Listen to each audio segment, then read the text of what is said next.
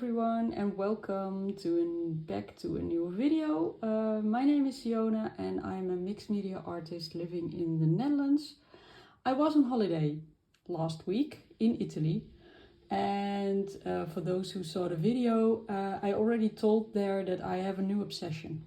And my new obsession is making my own paints and ink from natural materials. And I started in Italy making some ink. I made this one from turmeric or cardamom in Dutch. And I make this yellow alcohol ink, and I made one from blackberries, but that one broke in the way back. But I still have some because it leaked on this paper bag. And yeah, I just dried this and saved it to use in another work. So never throw anything away until your house is full. But before we left Italy, I collected some earth tones. I found this beautiful grayish tone, and I found this, I love this one, yellow earth, or rocks in this case, more rocks. And I found this brown reddish tone. It actually looked more red when I was there than it is here in the Netherlands. Probably something to do with the light. So I collected those samples and I started looking, and I found a book, Make Ink from Jason Logan, and I used this book as just the start off to make my own inks, because he had some good recipes. And I know something about pigments. You can use pigments, but you also need a binder to bind the pigments together and to bind the pigments to your paper or canvas. Most berries already have some kind of binder in them. That's probably the sugar, because it's sticky, so that's the sugar in those berries, and that's a binder. And you can use whatever binder you want to make the product you want. I know that if I put acrylic binder in here, I have acrylic paint. But acrylic binder is not natural, so I'm looking for something more natural. And through the book, I found out he uses gum arabic. And I know this binder is used to make gouache paint. So that's something we're going to use. I'm going to use the recipe from the book. So I have some things laying around. I have some water, 120 milliliters or half a cup. And I need half a cup of pigments. And I have a mesh strainer and the gum arabic. And I have some glass bowls that I can use whatever I need. And it would be handy to have a mortar and a pastel, but I don't have one. So I think I'm just going to use this to put it through this, and hopefully that will be fine enough to use. You can also use something to mesh it with. I think the yellow will be hard to make because those are like stones. The gray is already a little bit broken down, so that makes it easier, but I thought I will start with the brown reddish one, because that's just earth.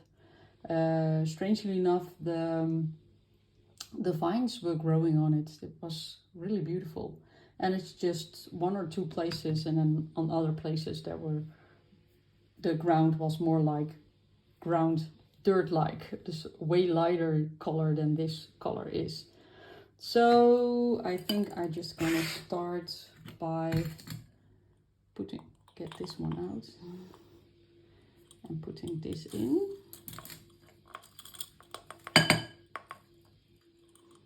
And see if it will go through the sieve.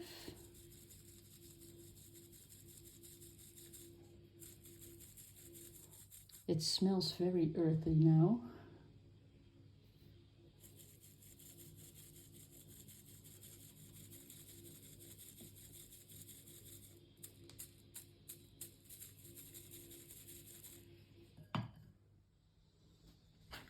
Okay, I got mostly through the sieve.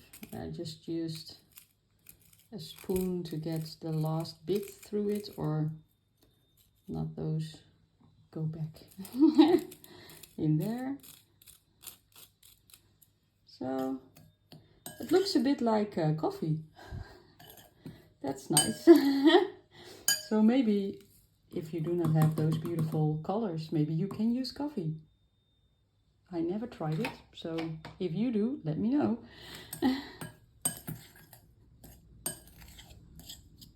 This is very fine. That's nice. So, and now I need to put the water in it step by step, and the gum arabic.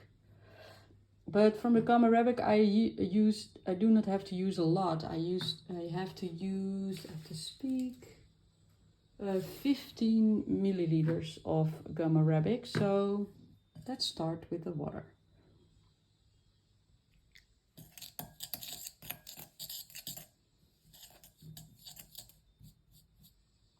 I think it will look more clay-like.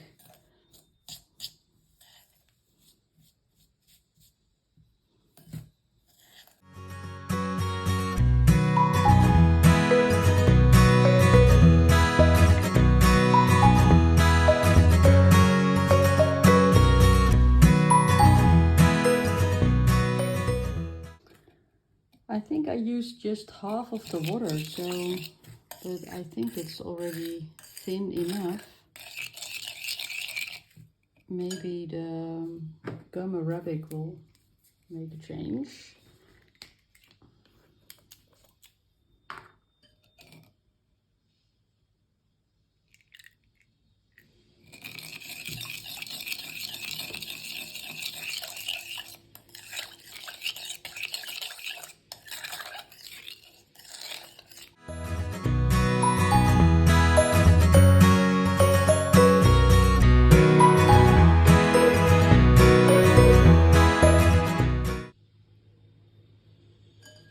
Okay, I think I stirred it reasonably good together. There's still some sinkage from pigments to the bottom.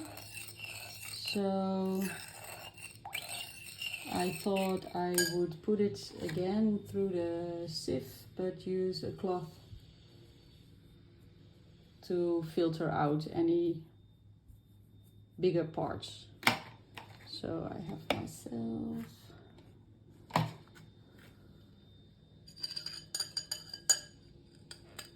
whoops. Let's see.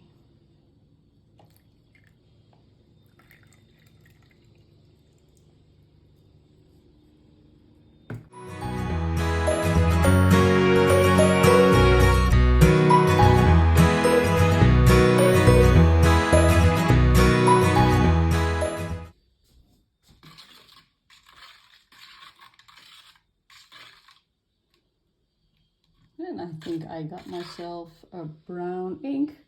I'm going to try it and see if it will stick to the paper.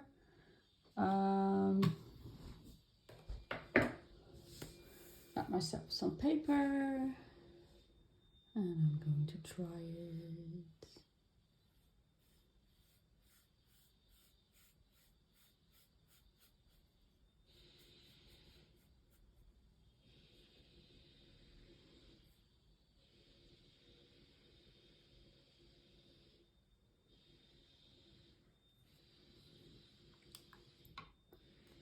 And let's just see how this will dry up. It's a few days later and everything is dry. As you may see, I was a little bit impatient. I put my finger in it. but everything is well dried up, and it's like, I'm not sure if you can see through the camera, but it has a matte finish. That's probably because of the gum arabic, because I know the gum arabic is used for gouache paint, and gouache is also matte when it's dry. And the other thing is that it's water soluble. When you put water on it, it will start running again. Also something that gouache does, so I expected that would happen. And in the meantime, I found myself a mortar, and at the flea market. Yeah, I found it at a flea market. So I made the other colors as well. I made the gray one. That's this color from those stones. And I just used the same recipe, more or less. And I made the yellow one from the yellow rocks. And I love this color. It's so cool. So that's this one. And I did a little bit different. With the gray one, I didn't filter it as good as the other one. I tried to filter it, but then it became transparent. So there is some more grain in here, and actually I love the grain in there. It's just a little bit sandy. I love that. So a little bit more texture. And the other one, and in this one I used less water, so it's a little bit thicker. It's still fluid, but thicker than the other one. And what I noticed is that the pigments don't go to the bottom, but stay mixed together. So that's also good. And it's more like this one, or it is this one. So also with a little bit more grain in it. So I like that. It's not a problem. Another thing is that the one that I made has turned colors, because it was like more red was in it, but it changed in more like this color. There's still more red in it than this one, but it's a little bit different. So that's a good lesson to know that it can change as well, because this was this color. So that's a lot different color. But we'll have to see over time what the other two will do. I made those yesterday, so maybe they will change. I'm not sure. I will let you know in future videos if it does. But yeah, a nice little tryout to make my own paints. And next time I will be trying like berries, because it's September, so a lot of berries are can be taken out of the tree. So maybe that's the next one to go and work with them. But for now, this is the video, and I will be back next week with another tryout, and maybe we can try these colors on a painting. But bye for now. Bye bye.